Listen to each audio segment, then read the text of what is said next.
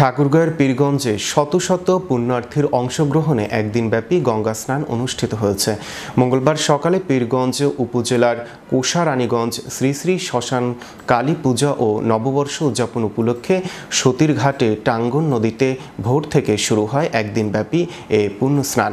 পাপমুক্ত হয়ে পুণ্য লাভের আশায় ভোর থেকে শত শত পুণ্যার্থী টাঙ্গন নদীর সতীর ঘাটে ভিড় জমাতে থাকেন। পুণ্যার্থীরা জানান, অন্য যে কোনো স্নানের চেয়ে এ স্নান হাজার হাজার গুণ পুণ্য বলে বিভিন্ন জেলা থেকে তারা গঙ্গা স্নান করতে এসেছেন।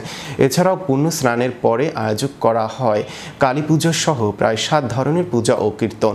এ উপলক্ষে শ্মশান কালীঘাটে ও নদী এলাকায় দূর দূরান্ত থেকে এসে জড়ো হয়েছে সাধু সন্ন্যাসীরা। এ সময় পীরগঞ্জের সাবেক উপজেলা ভাইস চেয়ারম্যান সুকুমার রায়, পূজা আয়োজক কমিটির তপন কুমার রায়, দেবেন চন্দ্র রায়, মন্টুরাম রায় সহ অনেকেই উপস্থিত ছিলেন। এ বিষয়ে পূজা আয়োজক কমিটির সভাপতি সুকুমল রায় বলেন, বছরের এই সময়টায় প্রতি বছর এই অনুষ্ঠান অনুষ্ঠিত হয়ে থাকে। এই অনুষ্ঠানে বিভিন্ন এলাকা থেকে পুণ্যার্থীরা এখানে সমবেত হন। আমার বাবা মার পিণ্ডদান করতে মঙ্গল কামনা করার জন্য, প্রতিবছর পাপ মুক্তির জন্য আমরা এখানে আসি, গঙ্গা স্নান করার জন্য, আমার বাবা মার পিতার জন্য।